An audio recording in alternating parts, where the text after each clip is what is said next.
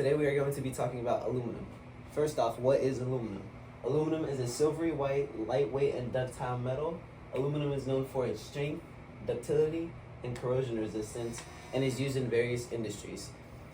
Now, aluminum alloys are classified into families based on their primary alloying elements, with each family having different characteristics. 1000 series has high corrosion resistance, good thermal conductivity, and relatively low strength. And 1100 series and 1050 is in the 1000 series, would be examples of it. And then 2000 series has high strength but lower corrosion resistance compared to other series. And it had an example of those would be 2024 and 2014.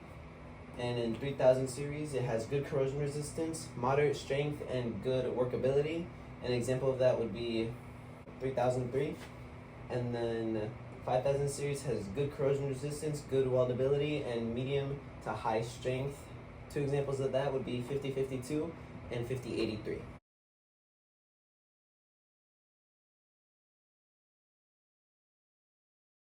Alright, how to read the chart is you want to determine which of the weld metal properties are most important for your application. Table located on the far left. Locate the base metal to be welded in the blue left-hand column and in the blue row across the top of the chart. Locate the white boxes where the base metal row and column intersects.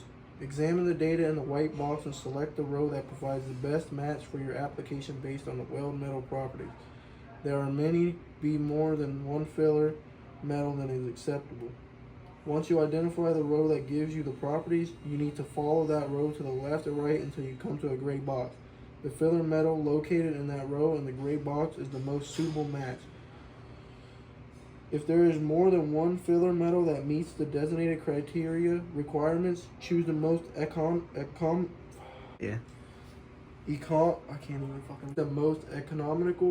product. More than 85% of all aluminum filler metals that is used in 5356 or 4043. These two products are easily acquired, and because of their production volume, the cost of these products is generally less than others. If you have ever welded on aluminum and steel before, you know that aluminum takes a lot more heat/amperage to heat up compared to steel. Why is this? This is because aluminum has a higher thermal conductivity, meaning the heat is dissipated throughout the plate quickly, which means it'll take a lot longer for a puddle to be established before you can start welding. There's also the presence of an oxide layer, which takes more heat to penetrate through to get through to the actual aluminum itself and for a puddle to be established. Now we're going to give you an example of what it's like to weld on steel compared to aluminum. So first we're going to be welding on some steel, and then afterwards we'll show you what it's like to be welding on aluminum, just to show you the heat difference and the heat input and the reaction it is and what it has on the puddles. Alright, hold on.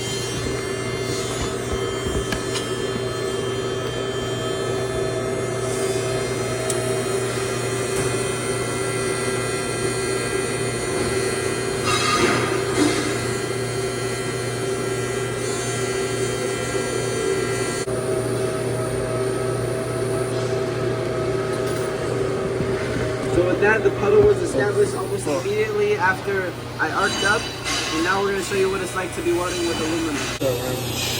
Alright, now I'm going to show you the difference on welding aluminum.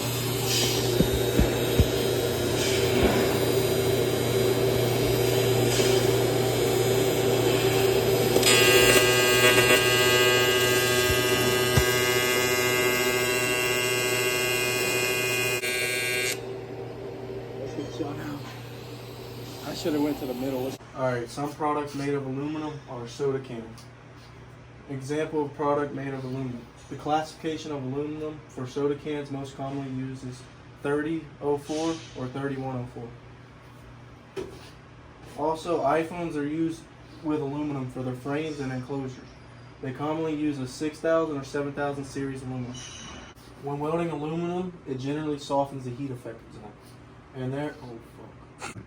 Welding aluminum generally softens the heat affected zone and the weld area, reducing strength, especially in the heat treatable alloy. But post-weld heat treatment can help restore the same properties. Oh, Elijah, what are you doing? I'm about to weld aluminum and then some steel. Why are you doing that? Because it's for a project. For a project, you're gonna get cross-contamination with that. What is cross-contamination? I got you. Come here. So cross-contamination is when welding aluminum is the unintentional transfer of contaminants like steel or dust particles. So if you're welding on that over there, you could probably get dust particles and stuff from the steel, and it'll contaminate the aluminum. From other materials to aluminum, leading it to potential corrosion and damage. So it'll damage the aluminum, and your project won't come out good at all. And then to prevent cross-contamination, usually you'd want to have the aluminum welding areas separate from the steel areas. So whenever you're doing that, have one spot for aluminum specifically and then another spot for steel. And then also you want to use dedicated tools and then thoroughly clean the aluminum before welding. So just make sure you, like grinders, wire brushes, stuff like that, make sure you don't use it for steel and aluminum combined. Make sure they both have their own uses for each. And then just make sure you clean it with like acetone or stainless steel wire brush. Elijah, are you about to grind the steel? Yeah, I just got done grinding the aluminum. About to grind the steel. You just got done grinding the aluminum? You're gonna clog up the thing with the aluminum chips on it. Oh. Yeah, here, look, let me talk to you about that.